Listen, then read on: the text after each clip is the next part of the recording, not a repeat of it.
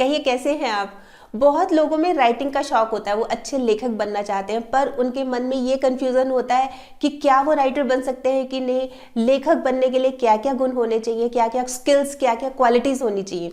तो आज मैं यही बताती हूँ कि एक अच्छा लेखक कैसे बन सकते हैं, एक अच्छा लेखक बनने के लिए क्या क्या क्वालिटीज़ होनी चाहिए। अगर वो क्वालिटीज़ आप में है फिर तो आपको कोई रोक ही नहीं सकता कोई दुनिया की ताकत नहीं रोक सकती आपको एक अच्छा लेखक बनने के लिए। तो सबसे पहले और सबसे ज़्यादा ज़रूरी है भाषा की पकड़।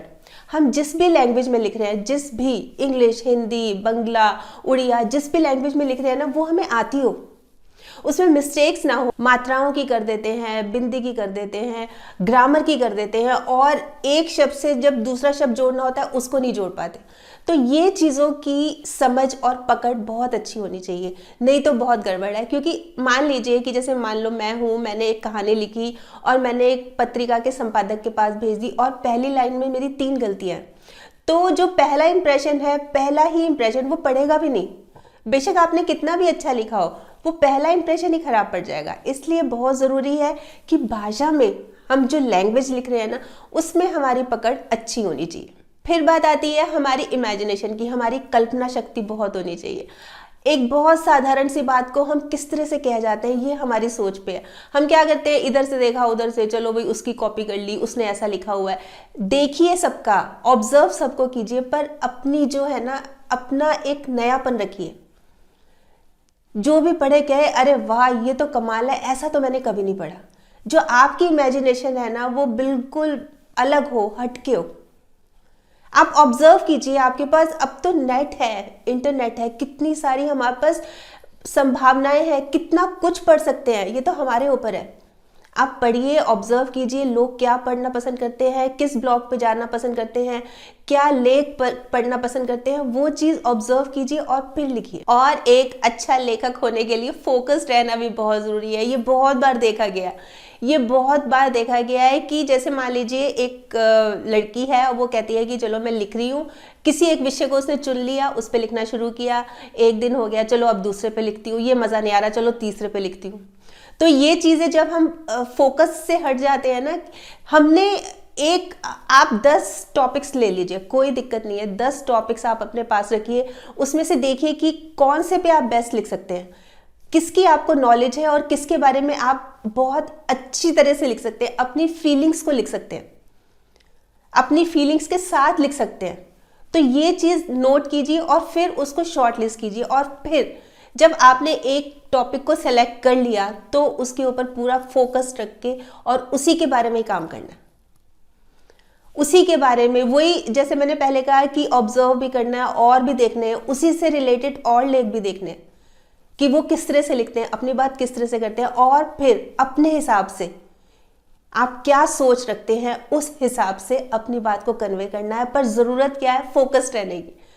हम जैसे क्या है कि आज आधी कहानी लिखी, चलो कल लिख लेंगे, कल भी नहीं लिखते, परसों भी नहीं लिखते, चलो आज लिखने बैठे, आज मन नहीं कर रहा, ये चीज़ हो जाती है। तो ये चीज़ नहीं होनी चाहिए। ध्यान भटकाने की बजाय हमें फोकस्ड रहना चाहिए।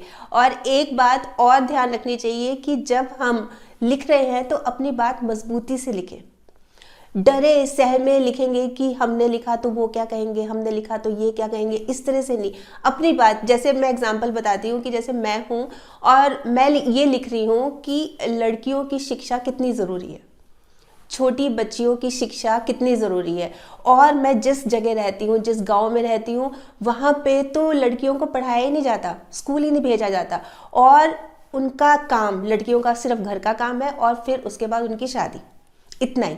और मैं इस पे आर्टिकल लिख रही हूँ कि लड़कियों की शिक्षा कितनी ज़रूरी है, और मैं डरी हुई लिख रही हूँ कि अगर गांव में किसी ने मेरा लेख पढ़ लिया तो मुझे तो गांव से बाहर निकाल देंगे, क्या सोचेंगे। तो मेरी कलम, जो मैं लिख रही हूँ, मैं बहुत डरी डरी लिखूंगी, तो उसका क्या असर पड़ेगा। अपनी बात अगर हम लिख रहे हैं और हमारी बात में अगर सच्चाई है, ईमानदारी है, तो हमें लिखना चाहिए। कई बार लेखन से भी बदलाव आ जाता है, आपने भी नोट किया होगा, बहुत बार ऐसा होता है कि कुछ ऐसा लिखते हैं कि बदलाव आ जाता है, किसी को बहुत कुछ सोचने पे मजबूर कर देता है, किसी को निशब्द कर देता है। कई बार हम लिखते हैं ना, कई लोगों ने इतना अच्छा लिखा होता है, इतना अच्छा लिखा होता है कि हमारे पास वर्ड्स ही नहीं होते, हमारी आंखों में पानी होता है कि अच्छा कई बार सोच बदलने के लिए ये चीज़ बहुत ज़रूरी होती है, पर ज़रूरी ये भी बात है कि किसी की फीलिंग्स ना हर्ट हो और हम ईमानदारी से लिखें, सच्चाई से लिखें। इसी के साथ साथ हमें लिखने का पैशन होना चाहिए। बस दिन रात बस एक ही ख्याल, लिखना है और लिख रहे हैं, उठते बैठते बस वही है कि उसको हमने किस तरह से डेवलप करना है, उसको हमने किस तरह से रूप देना है। पैशन होने के साथ साथ पेशेंस भी होनी चाहिए। एक अच्छे लेखक के लिए ये बहुत ज़रूरी है। बहुत हबड़ा तबड़ी करते हैं, बहुत लेखक ऐसे मैंने देखे हैं, मैं खुद भी ऐसे ही थी। मैं ये नहीं कह रही कि मैं बहुत अच्छी थी। तो लिखते ही हमारा मन करता है बस लिख लिया तो फटाफट भेज दो इसको संपादक के पास, और फिर फटाफट छप भी जाएगी। मतलब मैंने आज एक रचना लिखी, उसको आज भेज दिया और वो छप भी जाएगी। ये जो इम्पेशेंट हो जाते हैं ना हम, ये चीज़ नहीं होनी चाहिए। पेशेंस होनी चाहिए। आपने लिख लिया, जैसे मान लो मैंने एक आर्टिकल लिखा है तो उसको मैं 10 बार पढूं, उसमें कोई गलती है, उसकी करेक्शंस, कई बार होता है स्पेलिंग में भी गलती हो गई, कई बार फ्रेज नहीं बन रहा, वर्ड नहीं बन रहा, तो कोई बात नहीं, उसको करेक्ट कीजिए। भेजने की जल्दी नहीं, क्योंकि एक बार चला गया तो चला गया। एक बार इंप्रेशन हमारा खराब हो गया तो हो गया, पर हमारे को क्या ज़रूरत है कि हमने उसको अच्छे से पढ़ना है। तो पेशेंस रखनी बहुत ज़रूरी है। एक अच्छा लेखक होने के लिए हमें पेशेंस बहुत चाहिए। और हम कई बार ये भी करते हैं कि हम लिखना हमें आता नहीं है, लिखना हमने शुरू किया नहीं, इसके पैसे कितने मिलेंगे। कई लोग ये भी बहुत ज़्यादा करते हैं कि इसके एक लेख के कितने पैसे मिलेंगे। ऐसे भी नहीं होना चाहिए। आप पहले लिखिए, पूरा अपनी दिल लगा के, अपनी जान लगा के लिखिए और फिर उसको भेजिए। पेशेंस रखनी इसलिए भी ज़रूरी है कि कई बार क्या होता है कि जैसे मान लीजिए मैं हूँ, मैंने एक रचना भेजी और वो नहीं छपी और वो वापस आ गई, तो मैं इम्पेशेंट हो गई और मैं सोच रही हूँ कि ये तो पत्रिका का जो संपादक है यही बेकार है, उसके ऊपर दोष अपने ऊपर नहीं कि मैंने भी शायद अच्छा नहीं लिखा होगा। तो पेशेंटली हमें लिखना चाहिए और हमें ट्राई करते रहना चाहिए। एक बार नहीं छपा, 2 बार नहीं छपा, 3 बार नहीं छपा, बार बार भेजना चाहिए। लिखते रहिए, उसको चेक करते रहिए और भेजते रहिए। और नहीं भी छप रहा तो कोई बात नहीं, लगातार भेजते रहिए। 1 बार नहीं छपेगा, 2 बार नहीं छपेगा, 4 बार नहीं छपेगा, 10 बार नहीं छपेगा, पर आप लिखते रहिए और भेजते रहिए। ये नहीं है कि हम हिम्मत हार के बैठ गए, नहीं नहीं, या तो हम उस पत्रिका पे ही आरोप लगा देंगे कि नहीं नहीं वो ही अच्छी नहीं है, वो पार्शियलिटी करती है, या फिर हम ही नहीं लिख सकते। दोनों ही गलत है। आप लिख भी सकते हैं और वो पत्रिका का संपादक भी अच्छा है और आपकी रचना एक दिन छपेगी भी। और इसके साथ साथ एक बात, जितने भी पॉइंट्स मैंने बताए हैं उसके साथ साथ एक पॉइंट और भी बहुत ज़रूरी है, और वो ये है कि लिखते रहिए। लिखते रहिए, लिखते रहिए, सुधार होता जाएगा। आपकी अगर ग्रामर की मिस्टेक्स हैं, आप सोच रहे हैं कि नहीं मैं लिखता ही नहीं, इसका मतलब मेरी तो बहुत मिस्टेक्स होती है, कोई बात नहीं, आप लिखते तो रहिए। सुधार आएगा कैसे? एक दिन में तो कोई ये नहीं है ना कि आप परफेक्शनिस्ट हो जाएंगे, बस फर्स्ट क्लास लिख देंगे। जितना हम लिखते रहेंगे, जितना हम लिखते रहेंगे, उतना निखार आता रहेगा।